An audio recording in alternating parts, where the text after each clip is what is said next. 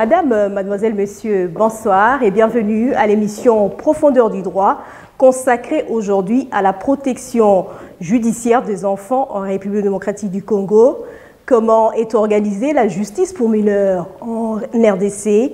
Avec notre invité d'aujourd'hui, nous évoquerons beaucoup de questions, notamment la question de tribunaux pour enfants, comment cela vraiment fonctionne ou bien depuis leur création, concrètement, comment cela se passe au niveau de la justice pour mineurs en République démocratique du Congo, avec notre invité depuis Kinshasa. Avec nous, ça sera notre invité depuis Kinshasa, maître magistrat Serge Kachama. Bonsoir. Bonsoir magistrat Serge. Nous sommes heureuses de vous recevoir dans le cadre de cette émission Profondeur du droit. Nous parlons aujourd'hui donc de la justice, de la protection judiciaire des enfants en République démocratique du Congo. Vous êtes donc coordonnateur de l'ASBL Action Justice Maintenant. Vous étiez président du tribunal pour enfants de Kinshasa de 2013 à 2016. Actuellement, vous êtes président de la Cour d'appel de Kinshasa-Matete. Première question, magistrat Kachama. Quels sont les instruments légaux qui cadrent, n'est-ce pas, la protection de l'enfant en République démocratique du Congo? Merci pour la question. Les instruments juridiques nationaux les plus importants que l'on peut énumérer sont en premier lieu la loi portant protection de l'enfant qui a été promulguée le 10 janvier 2009.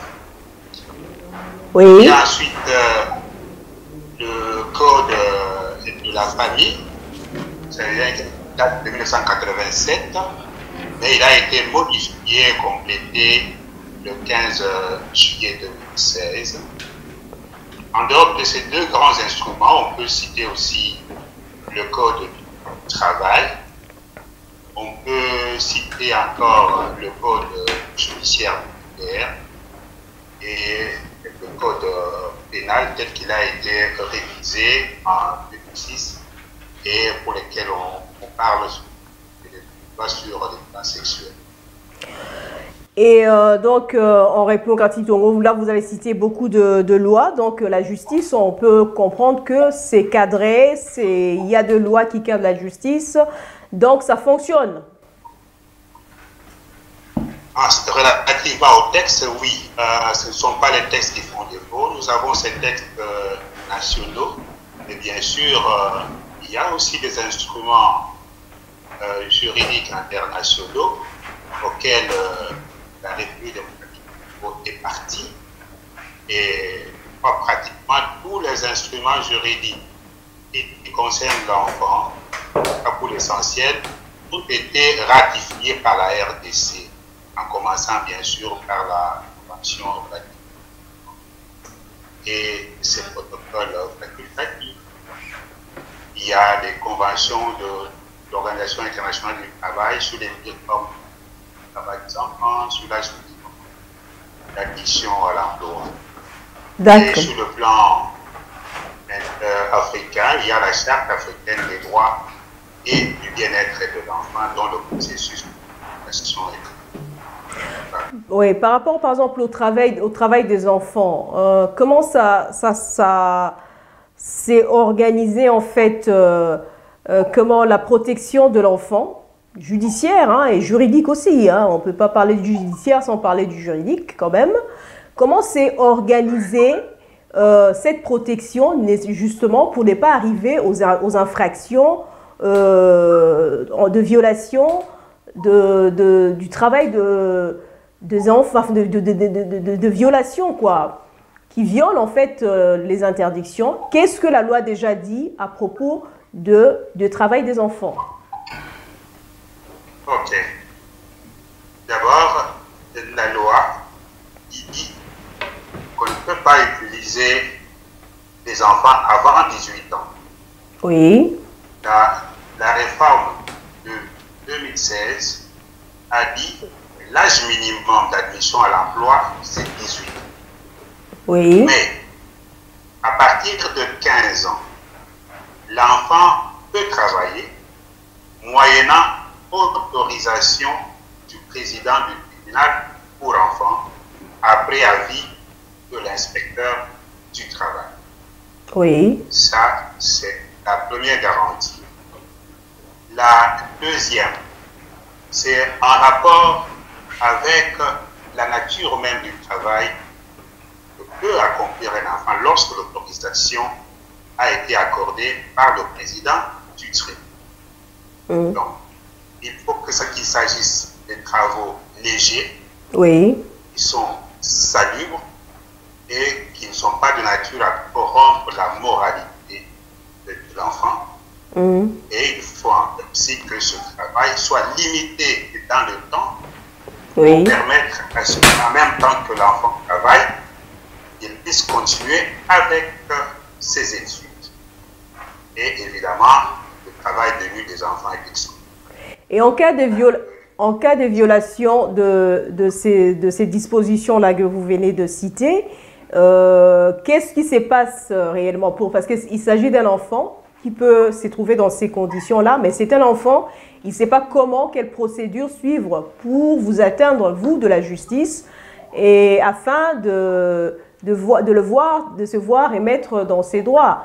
Et si, par exemple, il est obligé de faire du travail qui est interdit par la loi, comment on arrive à saisir la justice pour protéger les enfants? Cet enfant-là, comment il va faire? Est-ce que les enfants peuvent vous saisir directement?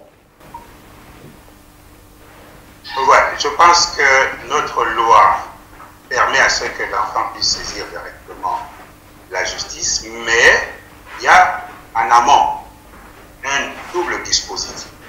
Oui. Le premier, c'est de manière générale l'inspection du travail, Oui. qui est citée dans la loi portant protection de l'enfant comme l'un des organes de protection de l'enfant. Mais Oui. plus intéressant encore, il y a le comité interministériel de lutte contre les pires formes de travail de l'enfant qui a été mis en place en 2012. Donc, ce dispositif institutionnel permet de mener des enquêtes et de pouvoir relever des cas infractionnels et pourrait très bien saisir des juridictions.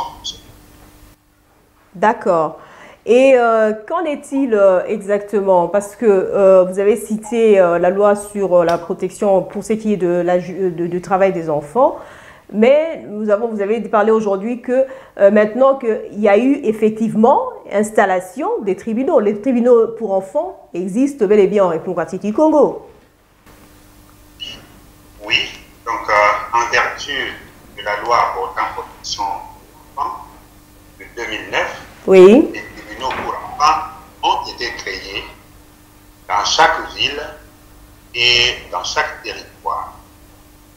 Et donc, sur le plan formel, il y a 21 villes et 145 territoires. Et donc, ces tribunaux sont déjà créés, mais encore faut-il qu'ils soient installés.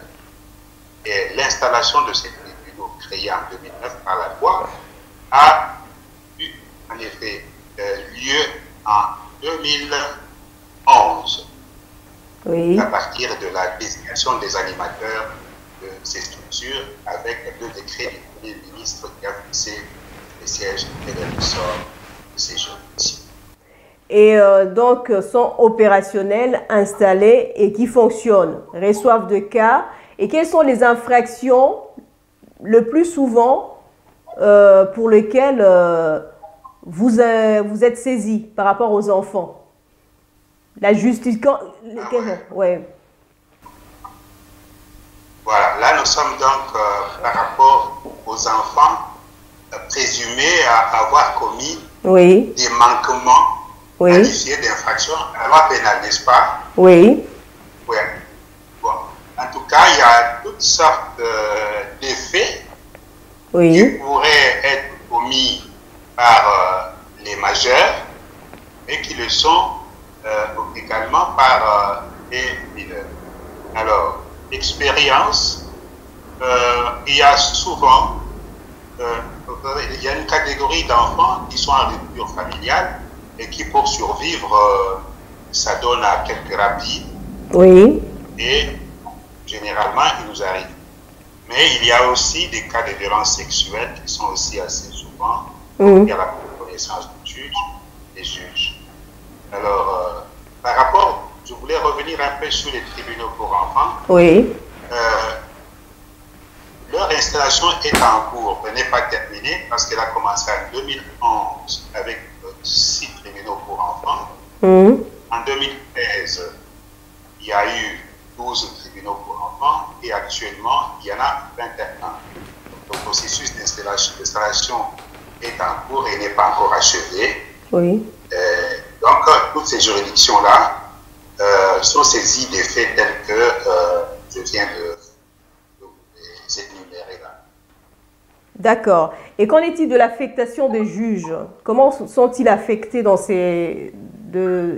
Qu'est-ce que vous pouvez dire sur l'affectation des juges pour le tribunal pour enfants? Ok. Et la loi portant protection de l'enfant énonce que les juges sont affectés aux tribunaux pour enfants par le président du Conseil supérieur de la magistrature. Oui. Donc, en principe, ils ne le sont pas par le circuit ordinaire de nomination par ordonnance du président de la République. Non. On puise juge pour enfants parmi les juges déjà nommés, et qui ont une sensibilité pour les droits de l'enfant, qui ont une expertise et qui expriment la volonté de pouvoir travailler pour cette juridiction spécialisée. C'est ce qui a été fait en 2011. Il y a une décision du président du Conseil supérieur de la magistrature qui avait désigné ces juges et les affectés dans les... Donc, sur ce point-là, donc, par rapport à l'affectation, c'est en fait si le juge a une sensibilité pour le droit de l'enfant, alors on l'affecte dans ces tribunaux-là. Et au-delà, enfin, hormis d'autres conditions, bien sûr. Oui. Oui, ça c'est le principe.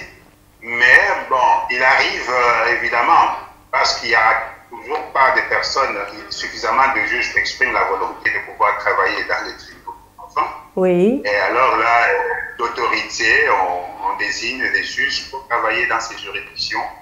C'est ce qui a été fait en 2013, 2016. Voilà. Parce qu'on n'attend pas toujours que les juges expriment leur volonté de pouvoir travailler là, parce que les enfants ont besoin quand même de leur juge.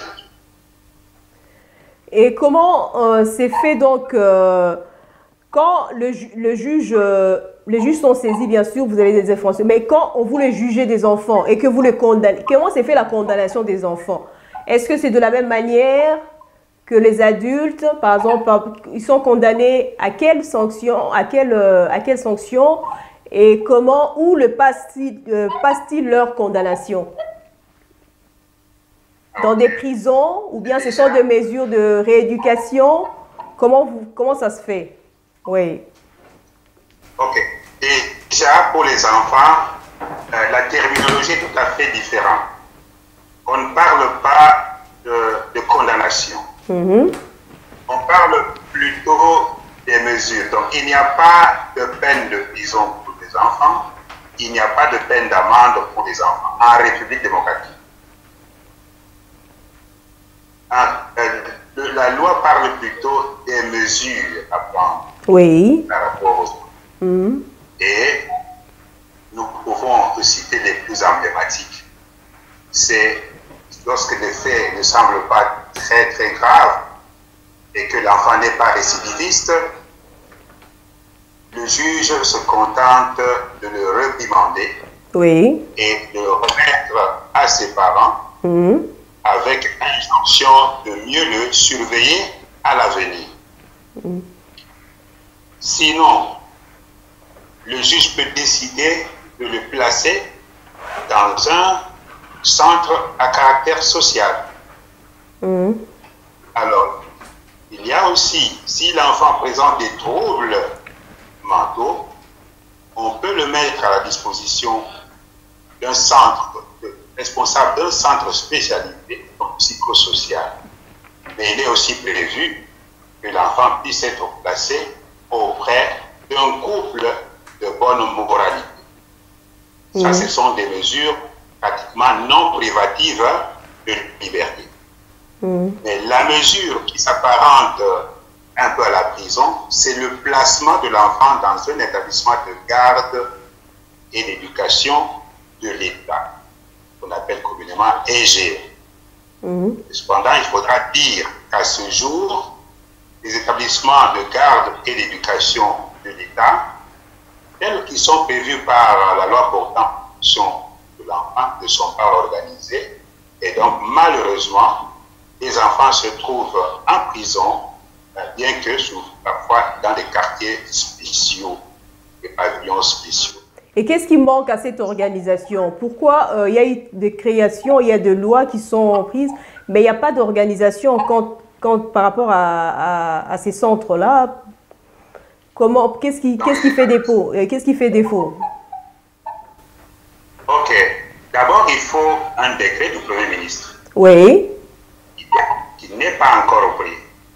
C'est dans ce décret-là qu'on va décrire l'organisation de ces centres. On va nous dire quel est le personnel minimum qui doit être présent dans ces centres pour l'encadrement des enfants et pour pouvoir accompagner ces enfants avec un projet éducatif adapté à chacun afin de préparer leur retour dans la société.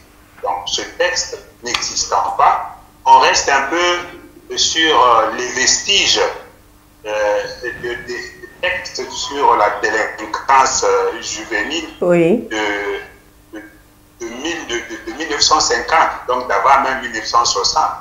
Et donc, actuellement, ce qu'il y a, c'est qu'on place les enfants dans les prisons pour majeurs, mais un peu à l'isolement, un peu séparés. Et voilà. Donc il y a ce décret, mais bien sûr, même si le décret est sorti, il faut aussi. Et ce que je peux dire par rapport à ça, c'est que dans la politique nationale de réforme de la justice, qui a été adoptée il y a 2 ou 3 ans, il est prévu la construction de cette CGE, le Centre de garde d'éducation de l'État, et le plan d'action prioritaire 2018-2022 prévoit la construction d'un établissement de garde et d'éducation de l'État qui répondrait aux normes actuelles. Donc, ça ne sera plus comme des prisons comme Mbenseke Fouti, comme vous savez, ou Kassapa, des véritables prisons, mais ça serait des unités un peu modestes où on placerait au maximum une trentaine d'enfants. Et ça, ce n'est pas encore. C'est prévu dans le plan d'action prioritaire de la nationale de réforme de la justice, évidemment. Il y a une création de tribunaux et tout ça, et l'installation de ces tribunaux. Donc, ça semble que la justice pour enfants est en marche, on répond au quartier du Congo, mais ça a pris quand même des années avant que ça soit fait. Et avant, il y avait donc les enfants étaient donc jugés quand même de la même manière que les adultes. La justice, en fait, c'était pareil donc avant cette organisation. Non, mais quand même, on ne peut pas dire cela parce que si on se réfère à l'organisation qui était faite à partir de 1950, il y avait des établissements de garde et d'éducation de l'État dans certaines provinces. Nous parlons de Kinshasa, où il y a Mbenseke Fouti, mais il y avait aussi un EGE pour filles à Kingabwa, il y avait à Lubumbashi, Kassapa, il y avait Nyangezi à Bukavu, il y avait à Luabu et Bifaïfaï dans la province orientale. Et donc, vous voyez, il y avait tous ces établissements de garde et d'éducation de l'État qui fonctionnaient et dans lesquels on plaçait des enfants qui étaient en conflit avec la loi, comme on le dit. mais à l'époque, on parlait de l'enfance délinquant. Voilà. Donc, il y avait déjà ça. Et même avant les tribunaux pour enfants, ce sont les tribunaux d'épée, des chambres spécialisées qui connaissaient de ces affaires concernant des enfants. Donc, la loi portant protection de l'enfant est venue un peu améliorer ce qui existait déjà en spécialisant les animateurs de cette juridiction, comme le recommande la Convention relative aux droits, pour que les enfants aient des institutions spécialisées avec des animateurs formés. Nous vous remercions, magistrat Kachama, Serge, d'avoir participé à cette émission depuis Kinshasa. Il était question aujourd'hui de la protection judiciaire des enfants en République démocratique du Congo. Nous recevions donc pour vous magistrat Serge Kachama, coordonnateur de l'ASBL Action Justice maintenant, président du tribunal pour enfants de Kinshasa de 2013 à 2016 et actuellement président de la Cour d'appel de Kinshasa-Matete. Nous vous disons merci, chers téléspectateurs, d'avoir suivi cette émission et vous fixons rendez-vous pour un prochain numéro de votre émission Profondeur du droit sur votre chaîne BioAne TV. Au revoir et à la prochaine.